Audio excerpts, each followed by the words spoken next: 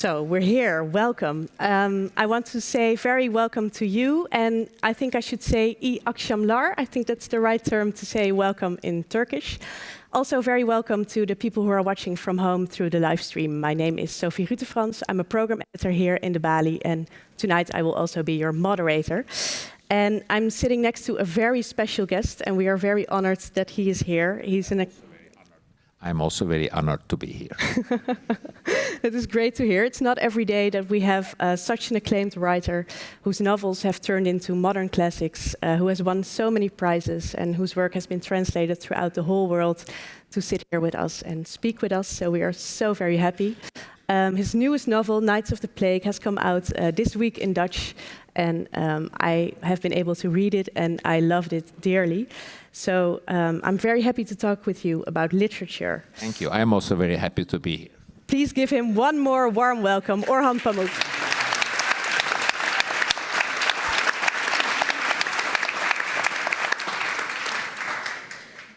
Yes, and as I mentioned, your latest novel has come out this week. It's an historical novel. It's about the plague, but it's also a murder and mystery story, I think. It's very funny and very serious, and it's set on the fictional Turkish island Minger in the early 1900s. And I'm really curious to see, is there anyone who has already had the chance to read it, or maybe started already with reading? Oh, there are some people here. Yeah, some diehard fans who are already took it. That's great. So I want to see if we can see a picture of the city of Minger, because it's in your book as well, right? It's we can see it here on the screen, and I think you made it. The map, yeah. Why did you make this map? I don't know. You write books, you do art. You cannot explain everything. I think you can understand the book without the map. But I was first, when I was writing the book, I had a map developing as I wrote the book, because I want consistency. When I say some people live in this Bay Area, some people overlooking this area, some people north, then I was marking them in the map. So-and-so's house is in this neighborhood. I was inventing that neighborhood so I won't make mistakes, of course. It's better than keeping notes. You mark Kamil's father's mother's home, this home, that home, post office, Istanbul Avenue. Then map develop. The idea of the map, I took a map for this, in fact, not to make a mistake, because accuracy of the fiction. In fact, perhaps I like maps. I think it was William Faulkner did a map of his imagined Yokna Patava. William Faulkner wrote up, it's Oxford, Mississippi. Then there was a huge omnibus of some various Faulkner texts in Viking Faulkner, in which 5 or 10 different texts or 3 novels, some stories came together. And then at that time, Faulkner decided that since these books are connected, the characters are living in the same imaginary country, which was actually a real country. He changed names. He did a map. That stayed with me. Yeah. But I made the map. There are many drafts of this map. I made the map so that I will not make inaccuracy in locations of people. Put one person in this part of the island, then he needs to walk 20 minutes to this. So I want to get that.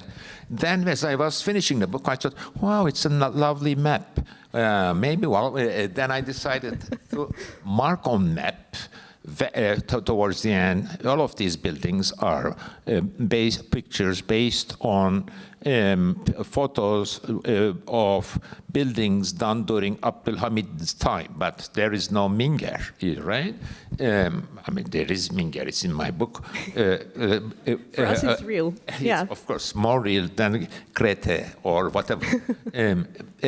So I decided that, I like playing around reality fiction. Only in real places you will have a map. So this is a map, and it's preparing you. Well, this writer is very serious. Maybe it's a tongue-in-cheek, or or just like Museum of Innocence. It's a fictional story, but you go there, my God, 7,000 objects are there, okay? So, or it's a fictional island, but here is the map. But then there are other writers too who did maps of fictional places. So it is an introduction. It psychologically prepares the reader. Our story is about this island. A boat comes to the island, in the first chapter. You're entering to this island. Here is your map. It has some touristic qualities. Definitely. Psychologically, I'm preparing the reader, and that kind of psychological preparation is very essential for introduction of a novel. I'm preparing the reader for the novel, saying it's a new land. There is, and they know from reviews or in the back cover, it's an imaginary island, yet here is the map. It is real, exactly. So I'm also interested because I read in an interview that the concept of the plague has been very interesting for you for almost over 40 years. Yeah. I'll try to give a brief answer to this. That I've been thinking about writing a plague novel first 40 years ago. First, at the beginning, when there's plague, 1 in 3 dies in bubonic plague. In coronavirus, 1 in 20 dies, and now maybe not even 1 in 1,000 are dying. But it is deadly, and people die like that. And I wanted to write a plague novel that is set in medieval Ottoman times, not early 20th century. But anyway, why? Because I thought this will give me an opportunity to talk about metaphysics, death, because I thought death triggers individuality. This was early period. Then I thought for another 20 years, then I thought I want to write a plague book because, lots of Western travelers came to Turkey. The most classical is Busbek, B-U-S-B-E-C-Q, who came across a plague epidemic happened when the Western traveler was in Istanbul, and he obviously observed these Turks, they don't take measures as we are Westerners. Oh, they're probably fatalistic, and was helped by the nation too, by the people too, and they said, alnımıza yazılmış, what can we do? It's our fate. So I wanted to write about these subjects. Then maybe there is a truth in the fatalistic description. Maybe Busbek was a bit right. I am too much influenced by Edward Said, so I just couldn't continue in that line. Then, when I begin to read about 19th century cholera, especially quarantine uprisings against cholera quarantines in Russia, in Poland, or again, in Renaissance Florence, there were plague regulation uprisings because in order to stop the plague, the governments necessarily, epidemics should be authoritarian, badly authoritarian. And I thought Turkey is getting too authoritarian 5 years ago. That's what I thought. And why don't I write my plague novel now? There was no coronavirus epidemic. So for political reasons, I began writing this book. It ended up being a political novel, but then coronavirus also happened. Yeah. So you were already writing this book, and then the coronavirus I was already writing this book for 3.5 years, and then bing, coronavirus. Everyone is asking me about that. so the post-popular question is, what did you feel? Well, some of my friends saying, who would read your medieval novel, Orhan? These big people begin calling me, oh, you're so lucky. This is the first thing. Psychologically, my aunt died, one of the first victims of coronavirus in Istanbul, and she lives 2 blocks away. I was very much scared by coronavirus. Then another psychological, most interesting thing is that writing a novel, especially a historical novel, with quarantine, details, imposition, Ottoman bureaucracy no one knows about, felt very intimate. Suddenly, all the intimate details I've been keeping and reading and trying to tell my friends, even they're not interested, suddenly it's all over the newspapers, the words. it felt, psychologically, it felt as if coronavirus jumped from my manuscript to the world. Yeah. I felt also guilty about that. But while on the other hand, lots of publishers had already bought the book, which was not finished, but that's how my agent works. So they knew the subject and they began. I also wrote an article, of course, a bit getting worried that readers may think that I just cooked it up after the play. So I wrote immediately, published in New York Times, probably by Volkskrant here, and in many countries by the newspapers, so that I make it clear, hey, I'm writing this novel for the last 3.5 years. You see how much I know about this subject? And explain to them what happens when there's a plague. And more or less what I said that this will happen, happens. And in fact, such as when any pandemic happens, first all governments, without exception, deny it. Yes. Then, because of denials, numbers go up. And as the numbers go up and denial, everyone begins to gossip. It's Jews, it's Muslims, it's Christians, it's the people in the next village. Somebody's fault. It is, but not fault. They mean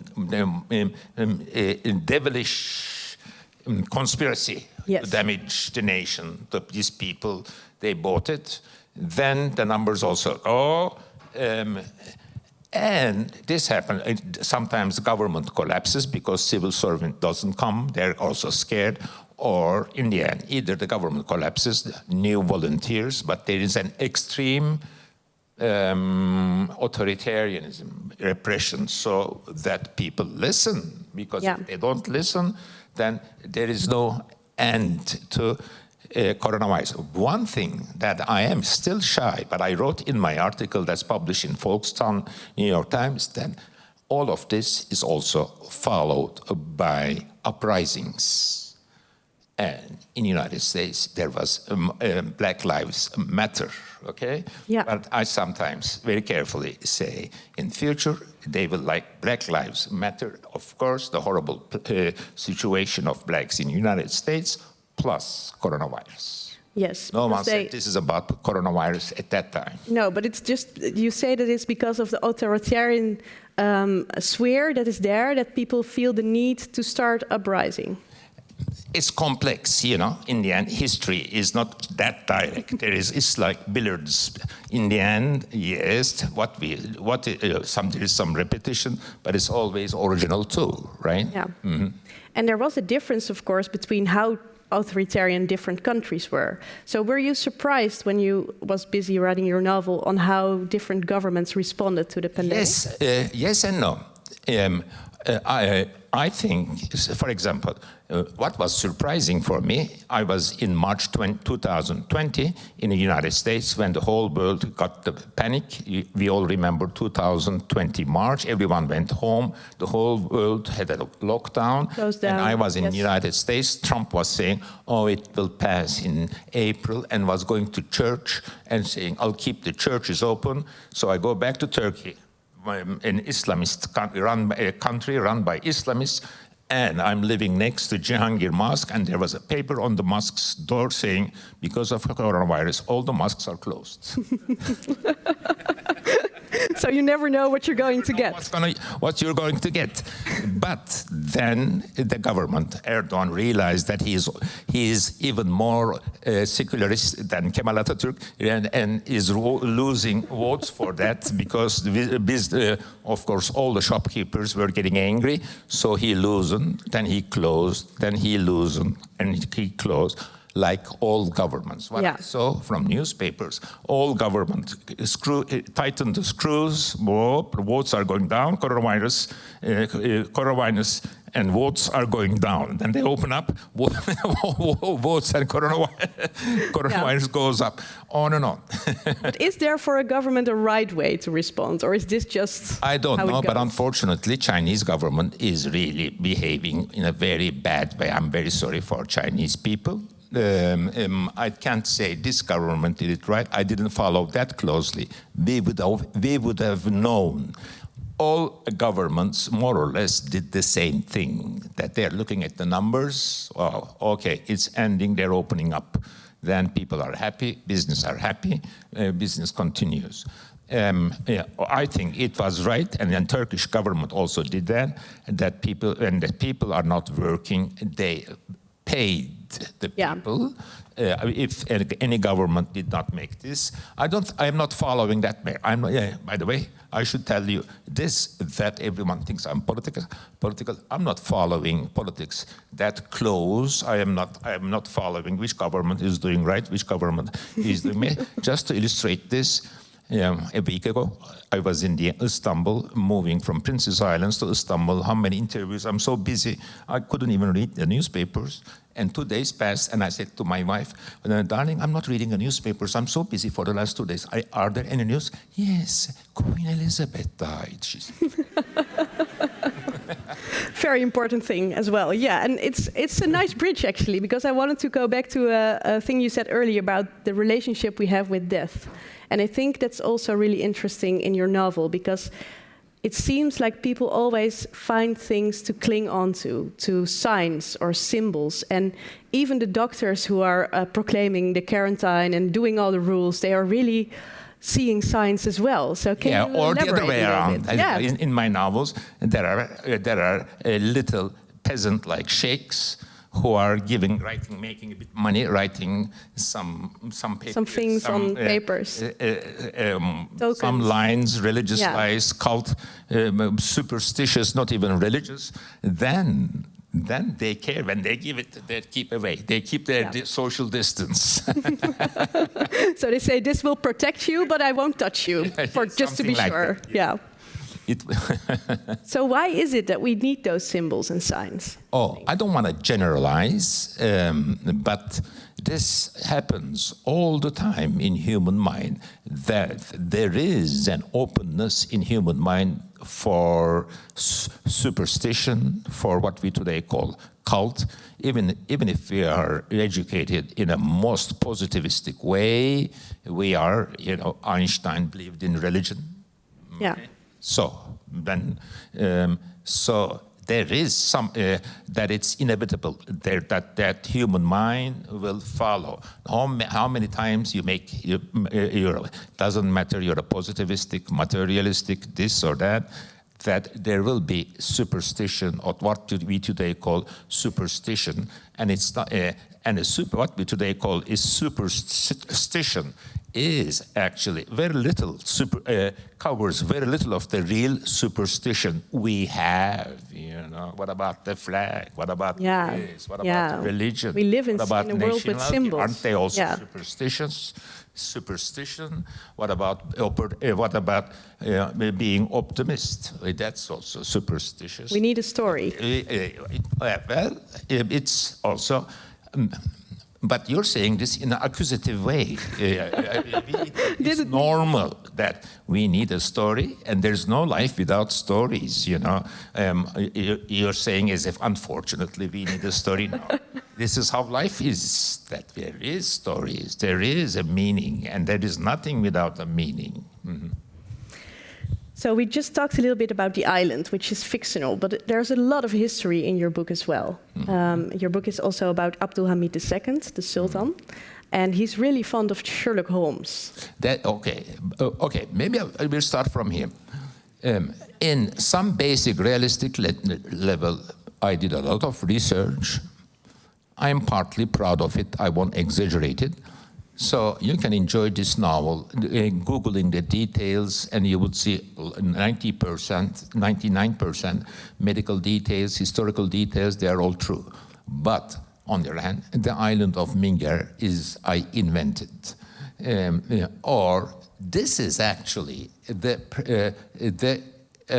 formula of historical novel that Tolstoy wrote, War and Peace, and this is a Tolstoyan novel, perhaps even an influence of War and Peace there, is that Tolstoy read all the memoirs of Kutuzov's Russian armies,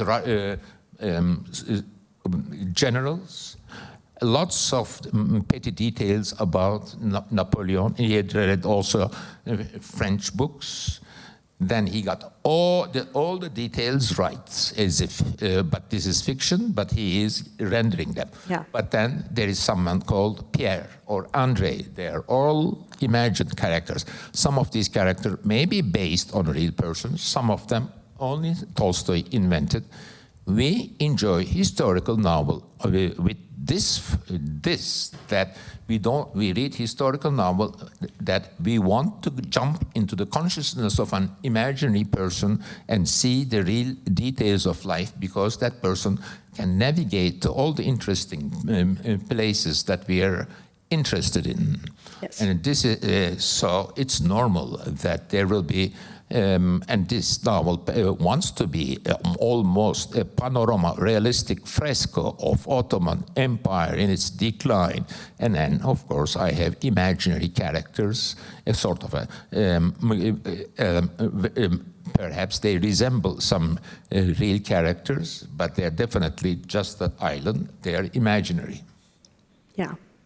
But there is a lot of things that if you Google, you can find the resemblances, of course, because it's also historic. He's very fond of the Sherlock Holmes. I'm sorry. Let me continue.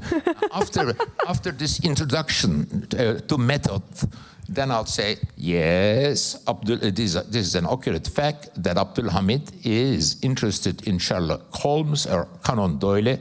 There are, in fact, huge books in Turkish bookshops, Abdul Hamid ve Sherlock Holmes kind of books, because Abdul Hamid was addicted to reading first French detective novels.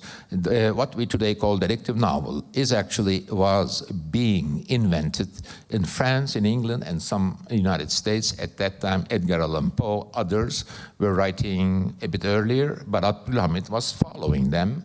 He was just interested. Abdul Hamid was an educated person, and of course he was a crown prince of Ottoman Empire. They educated him. He spoke some French, but clumsy in French, so he got these books translated by his staff. Yeah. Then, in fact, these are trivial details. Do you want to learn all about this?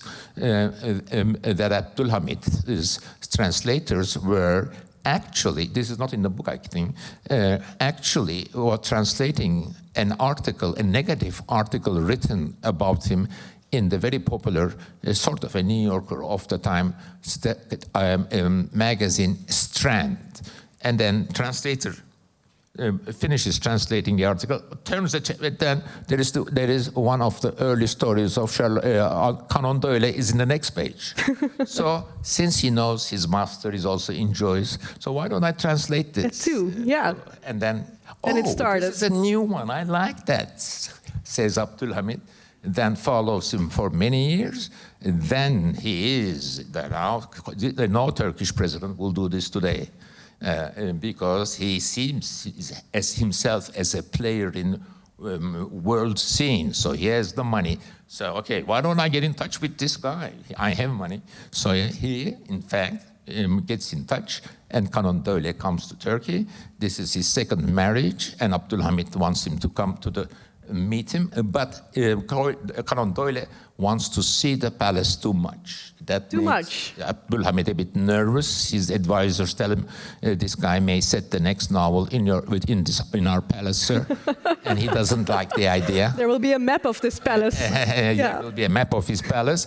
So in the end, he doesn't see Conan Doyle, but give him a medal, Nishan, and also another medal, lower Nishan, to his new wife.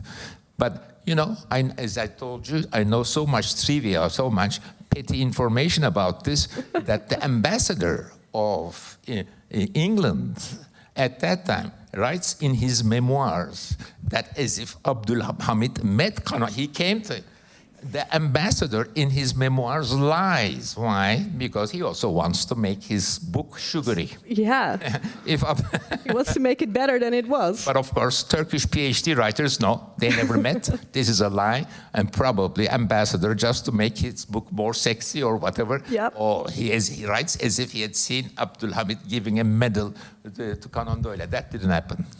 So Abdul Hamid was really a little bit superstitious as well, right? Yes. There's no one who's not superstitious. This also is my superstition. So he's also learning from the methods that are used in the books of Sherlock Holmes. Yeah, okay, now, okay. In that way. There is, yeah, now you touch the philosophy of the book. I wrote 2 detective novels, My Name is Red and this one. In My Name is Red, it is about, there is a deeper philosophy of the novel. There is a subject of style and individuality, that if a style is something done, you do as a painter without intention. It's more, because at that time it was expected of the painters to be almost color photocopy, right? Please do the same scene. Yeah. But this person cannot, because, and he intends to do the same thing, but he has an individuality, a hand. That's what the art historians say. And he is consistently has a style. It's not intended, it's inevitable. So that was at the heart of the book. So the characters, there's a murder, are looking at the styles of various painters, and we, from the whole detective method, where the book is also suggesting something about more bigger truths, individuality, this or that. In this novel, there is also something like that. There is a parallel between epidemiology and how Sherlock Holmes thinks. Epidemiology is, you're a person who is interested in epidemics, but you want to solve an epidemic.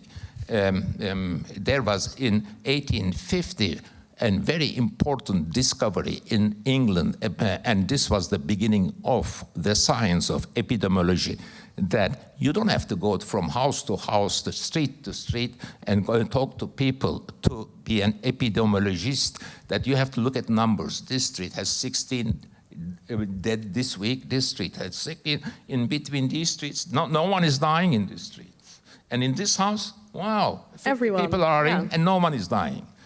And they discovered that because they were not drinking the government water. They had doing something else.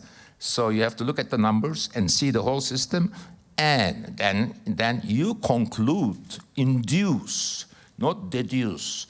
You don't say, oh, of course, Muslims are murderers and deduce or whatever, or for the people from this neighborhood are, you don't make a essentialist generalization.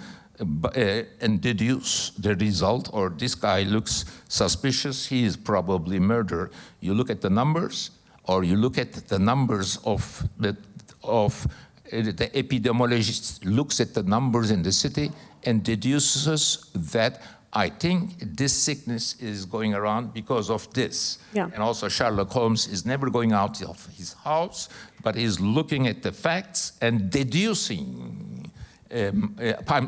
Inducing a result. So there is a parallel. So just as in My Name is Red, there is a deep philosophy, and I'm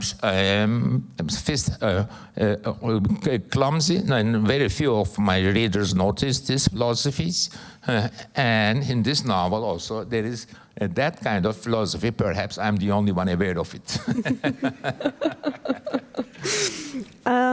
Before we go further, I want to ask actress Caroline O'Hara to read a little excerpt from your book. So please give her a warm welcome.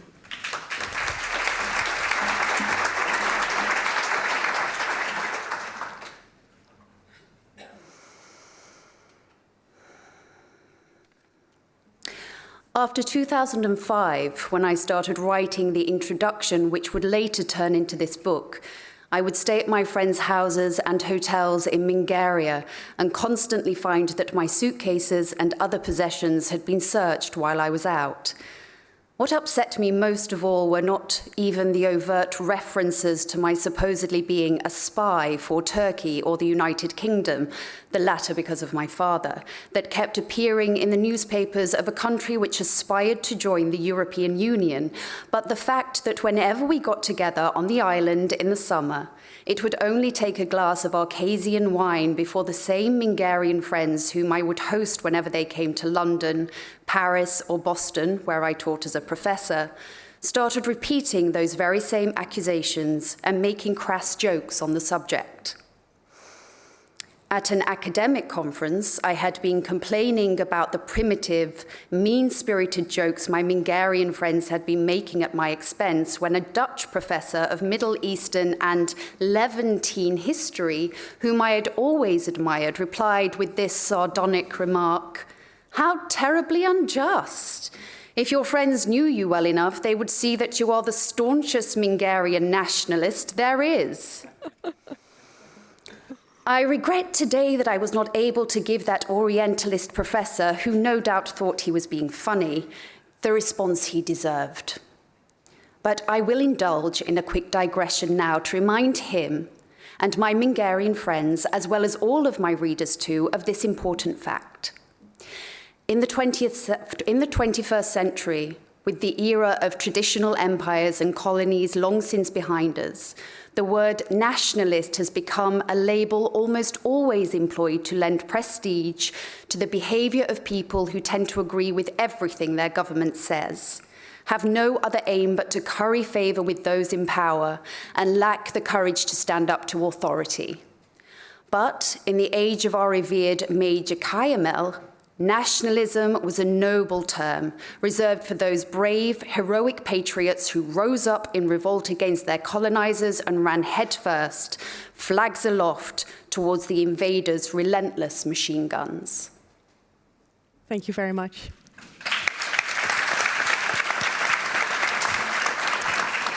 It's always those Dutch people with their humor, right? In fact, it's very interesting that every country I go, everyone pick up a national detail. I was in Belgium the other day, in Brussels, and the guy who threw a bomb to Abdulhamid was a Belgian. So they focused on that. Oh, the worst is, My Name is Red, Ottoman, what do you call this one? Executioners, hangman. And I wrote a Hırvat, Cellat, because some of them were Hırvat. The craft, the lodge of the hangmen were Croatian. So they were very angry in Croatia. So I feel kind of weird that I wanted to talk to you about nationalism, and then I accidentally chose a part where my nationalism really shows. You're no different than Mina Mingerli, by the way. Well, that's very humbling to know. So I wanted to say to you, nationalism is a difficult term, because I think we hear that as well in this part. It can be something very good when you want to protect your country, or you want to... When your country is a victim, of course, nationalism is a good thing, but when your country is victimizing others, nationalism legalizes the victimization of other nations. Exactly, and what we heard was the voice of the narrator of the story, of course, and she talked about the hero of the story, Camille, if I say it correctly, and he is really destined to unite the island. Is that a good thing, you think? Uniting the island, or what? First, what do you mean destiny? You know, now you're talking about superstition and saying someone is destined to do this, destined to do that. No one is destined to do anything, but I didn't understand your question. I'm sorry.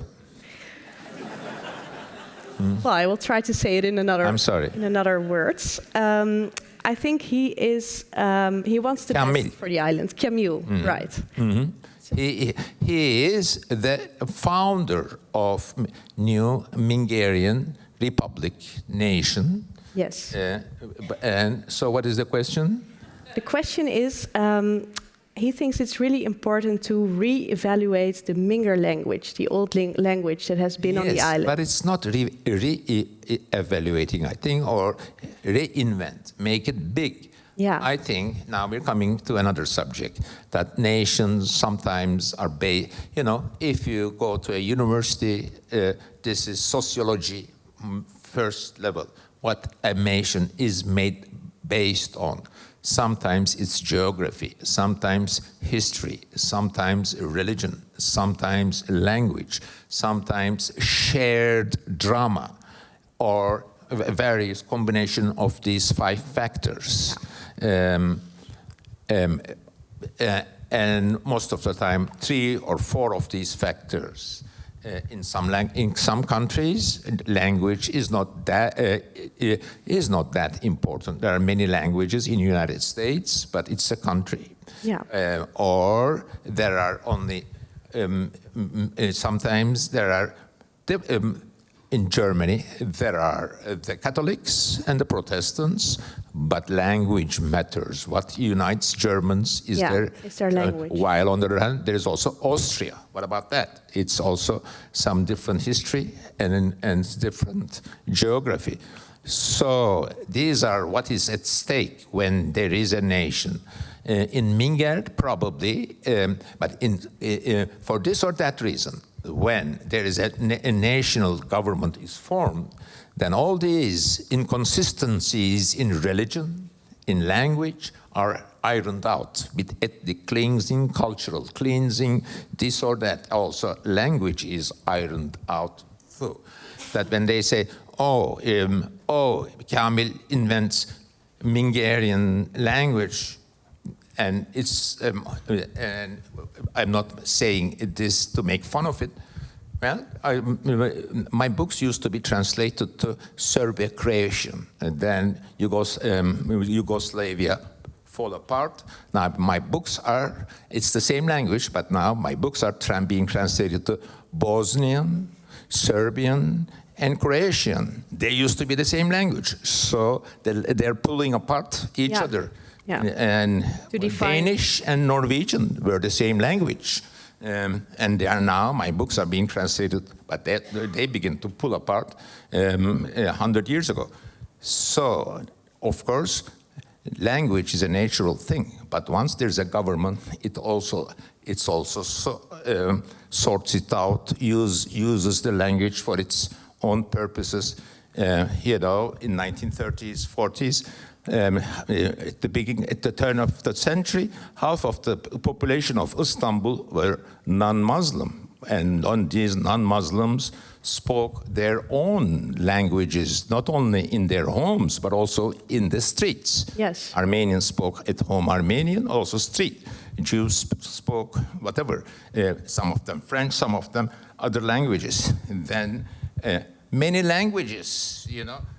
Chateaubriand came to Istanbul in 1850 and said, my God, how many languages are being spoken here? While in 1930s, there was a big campaign, Vatandaş Türkçe konuş, that everyone is supposed to speak Turkish. Only one language, only yes. One language. So it's sorting out the language. And it's not only happened in Turkey, happened in many, many countries, but not in all countries.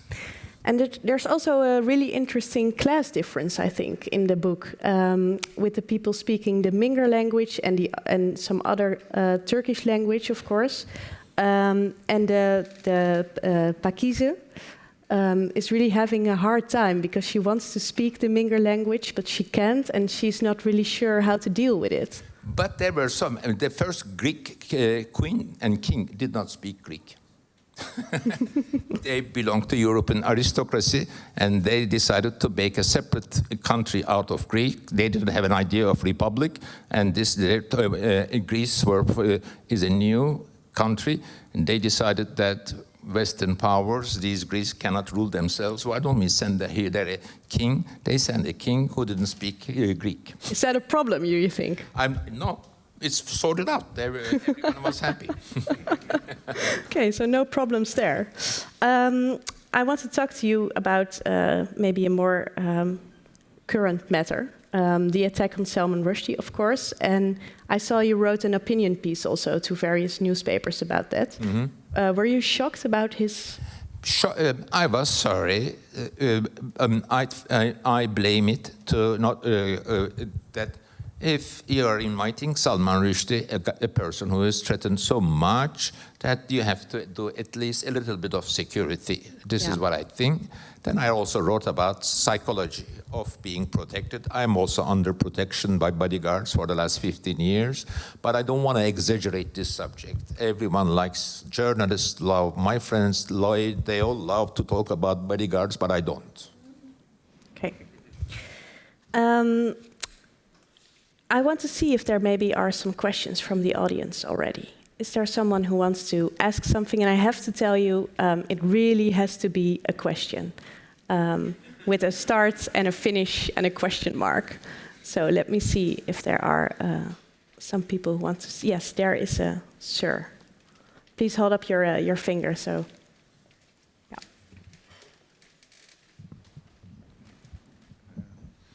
Yes, hello. I was surprised that you wrote a book about the pest, because Camus already wrote a similar book about it. Are you aware of that? Camus already wrote a book about the plague. What is the difference in your opinion? So you think that the best book written ever about plague is Daniel Defoe's The Journal of the Plague Year. Camus is partly influenced by it. Then the best second book about plague is Alessandro Manzoni's The Betrothed. It's a sort of a Italian war and peace. I asked about this book to my Italian friends. They all said, did you read? It's 600 pages. Did you read Betrothed? You're supposed to read that in high school, which is a bit early to read that book. They all say, I only read the plague pages, which is only 30 pages in it. Camus' book is an interesting book about plague, but it's not compared to Daniel Defoe and compared to Manzoni, it's not realistic about psychology of the people and quarantine measures and government. It's a beautiful book, but it is an allegorical book about a Nazi invasion of France.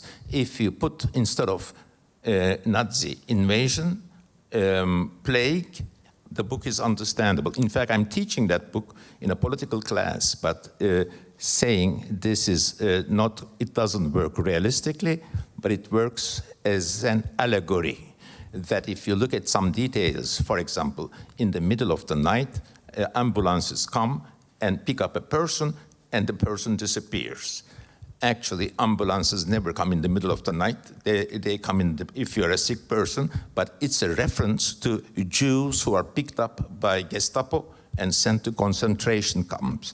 There are details like that. And it's also a moralistic book, more plague or Nazi invasion is an evil.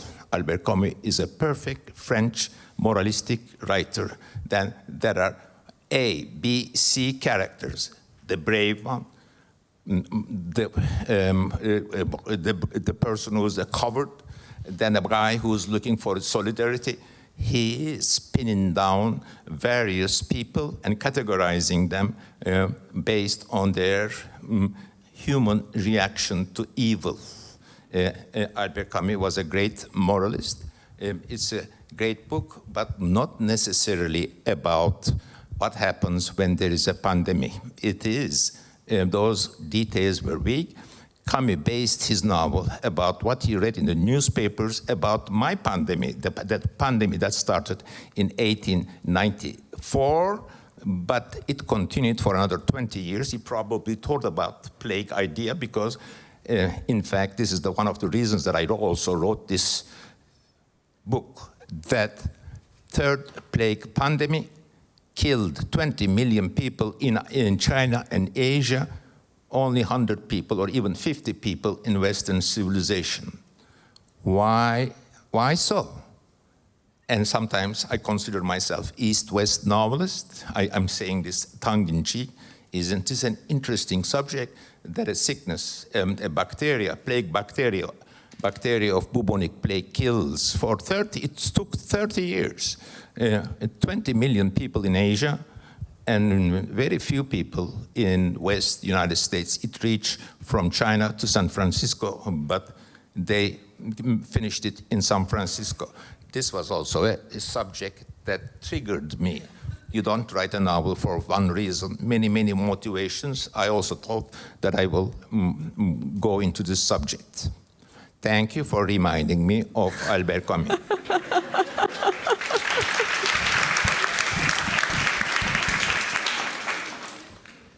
Is there anyone else who has a question maybe? Yes.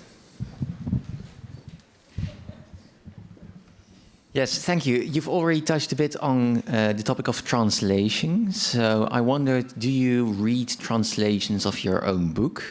If so, what do you think of them? Do you think that a lot is lost in translation? And perhaps do you have a preference for certain translations or not? Yesterday, there was the biggest translation prize in Holland. It was given to my translators. And so we talk about translation. There was a lot of, were you there? Wow, what a coincidence. Of course, I only read the English translation because that's the only language I think I know a bit. And then the rest, God help me. Then, I don't know, the rest you have to rely on the judgment of publishers or people. And sometimes I ask journalists who are interviewing, do you like this translation? Because I don't know that language. Of course, I read the English translations as before they were printed. And this has been going on for the last, I'm being translated to English 35 years. So I read the translations, and I talk with the translator, sometimes fussy about it, sometimes not. If my book is long sentences, interesting sentences, ironies, jokes, I want to follow, whether they're rendered right or wrong. Yes, I care about translations and give a lot of time checking the translations. It's a very bad feeling to see a translation is not good, then it falls on you to correct it and to warn the translator. My current translator, Ekin Oklap, I'm very happy with her because I don't have to do a lot of work. In earlier translations, I did a lot of correcting, worrying. Now I'm not worried. That's a good answer. And I think the Dutch translators are also here tonight. Maybe if you want to know more, you can always ask them maybe afterwards.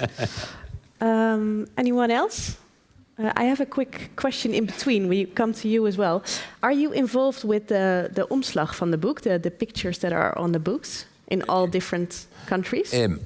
Okay, I have a friend, Ahmet Işıkçı, who sometimes makes my covers. And then I'm happy with his work. And I also send these pictures to my various publishers saying, you can use this picture, no free ask, but if you don't like it, you do your own cover. I give my publishers an opportunity to use covers done by Ahmet Işıkçı. It's good to know. Okay. There's a question over here. Very nice to see you here. You start writing your book before the corona pandemic, right? And the pandemic happened just by coincidence while you were writing. It's not coincidence. I also planned that. Okay. I like that you point out that it's a coincidence. Fate, yeah. To make sure that I didn't plan it or was not aware of it before. Well, I was curious, actually, what was the effect of the pandemic on your book? Like, how do people see normal? That's the most popular book that I've been asked to me, and I thought you answered that. Yeah, question. I thought so too. But maybe, did you change anything? Yes, maybe. My answer to that, as I said, maybe I made an opening for that. I was scared and realized that the characters in my book is not as scared as I was, so I injected more fear to them. And also, when I was writing the book, Quarantina, is something a bit esoteric. No one knows about it. But then when it's all over the newspapers, descriptions of quarantena, I'll cut it out a bit. That's all. Because everyone already knew Yes. in this time, yeah. Yeah, over there.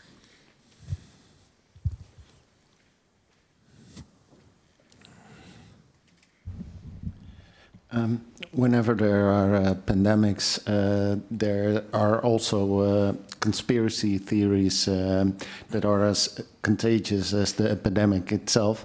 How do you look at that phenomenon? I think that phenomenon, yes, there was also conspiracy theories, say in previous pandemics, accusation of Jews, accusation of Muslims or Arabs or this or that. But the technical developments in the last 20 years, digital communication, computers, make conspiracy theories bigger. There are some scholars who are working on it because the digital world realizes that you like conspiracy theories, so they give you more. And the more they give you, the more you read it, the more conspiracy theories you also begin to develop and more popularity. So it's a loop that you... So it's a loop that also, it doesn't necessarily be a conspiracy, but more, it may be false information. Sometimes it's not conspiracy. You know, tomorrow the sun will rise up from west is also a false information, not a conspiracy. But if you like this kind of false information, your digital computer will give you more. So it will false information and will also go. Most of false information is conspiracy theories, but not necessarily. So conspiracy theories in our time are exaggerated, like also false information. Yeah.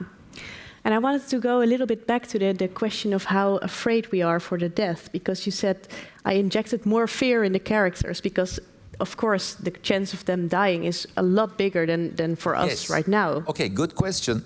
I also thought about this when I was writing the novel. While, if you read Daniel Defoe's The Journal of the Plague Year, people, relatively speaking, are less afraid there. Yeah. And then I have an answer. Maybe it's not correct, but this is my answer. Because we were, first, we are educated. One essential thing about all this, that 100 years ago, only 5% of Ottoman Empire, or 120 years ago, knew how to read and write. We may say 200 years ago, this was the same in Europe.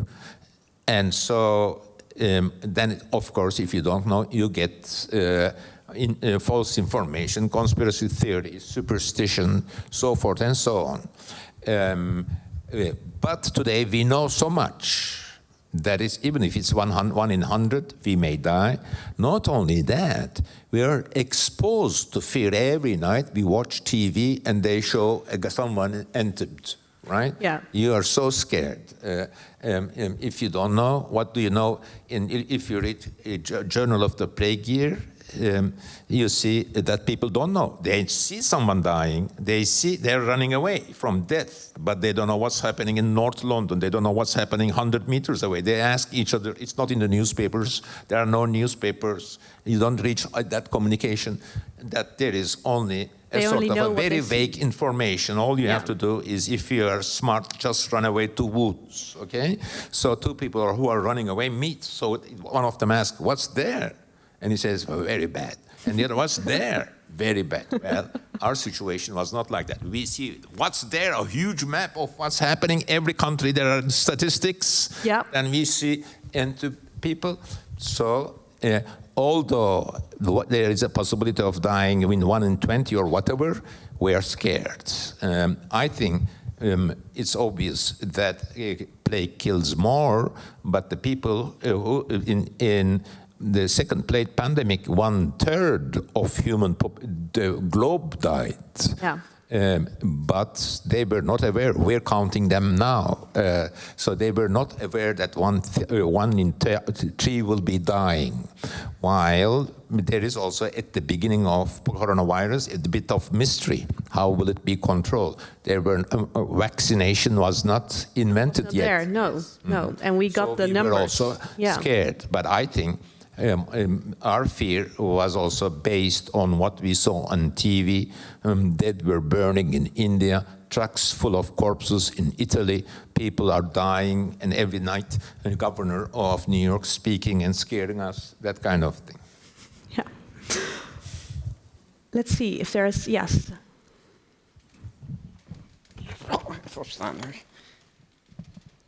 Orhan abi hoş geldiniz Amsterdam abi. Öncelikle. I want to ask you just only short question. Are you writing your fiction or romance? Because I don't have read your book, but I came for my advised friend. They know you. But you writing the real stories or you are just writing the romance? Yani roman mı yazıyorsunuz, gerçekleri mi yazıyorsunuz? Yani I both write essays and also I write fiction.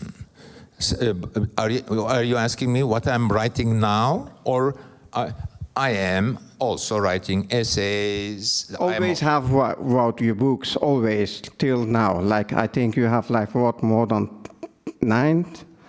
I wrote 11 books. 9'dan fazla yazdınız galiba. My books are fiction. Fiction is based on imagination and reality. The definition of novel is not necessarily what has happened, but what might have happened is the definition, and it has a strong relation to reality. But my books are fiction, which purpose?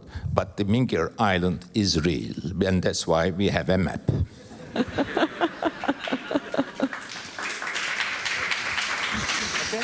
So maybe one last question before we let you go.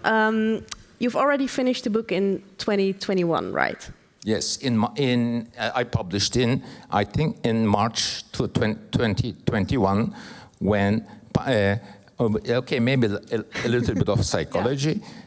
I was thinking, I cheated myself, I deceived myself. When my novel is finished, pandemic will also be finished. And psychology of it was that just like the war ends and you write a novel about war, I thought when my book, and this didn't happen.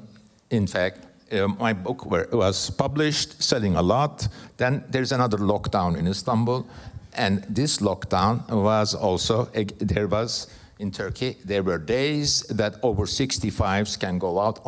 It was very beautiful because the whole town was empty, except only the old people and me. I'm over 65s. And I had also protected by the bodyguard. I had my camera. Can you imagine? It's 1 o'clock. It's a sunny day. The whole town is empty. Me and only a few old people, very old, slow-walking old people. Anyway, I'm walking in High Street, Istiklal. There's the big bookshop. Here's a huge window, but there's also covered. But inside, there's a huge tower of my books, but there is no one to buy. Buy them. That must be weird. Are you working on something new? Yes, I'm working on many things, but I don't want to talk. I'm unprepared. I made a mistake of the other day in a Turkish interview talk about my book carelessly. I don't want to talk about an unfinished book. It's in the development stage. Still secret. But it's, yes, of course. And for me, I will continue to be a novelist. I have many plans for new novels. I am working on 1 novel, 2 novels. Yes. I thought that someone is asking a question. I think so. There's a question. All the way in the back.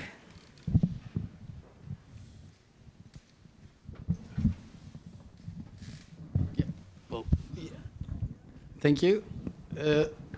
Well, the book reminds me of the book of Bernard Lewis, the Birds Without Wings, also happening in the same time when collapsing. Which collapsing. Book? Bernard Lewis, Bird Without Wings. Bird Without Wings. Bernard Louis? I know there's a... Bernard de Bernier. So sorry. Louis de Bernier. Oh, okay. Wrong names. Anyway, Bernier. but did you? My question is actually about like, did you consider the past decades, especially last 10 years? It's very popular to write about the Ottoman Empire, and also in popular culture and television, it's very popular to make work, make art of that period. Did you have any considerations about writing about that time in a popular Yes, way? I wrote this book thinking that it will be a very popular subject. No, that. Thank you for the question. Okay.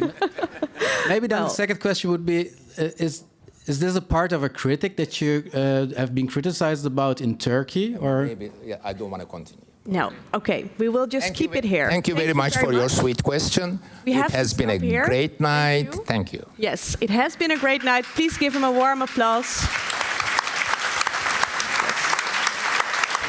Yeah, give me the microphone. Thank you.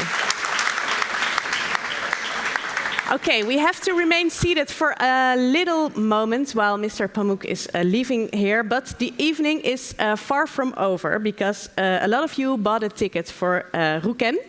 There's an amazing band. It's in the foyer over here, so please join us for their concert. It's Anatolian music mixed with jazz, and it promises to be very good. Thank you so much for your attention. Goodbye.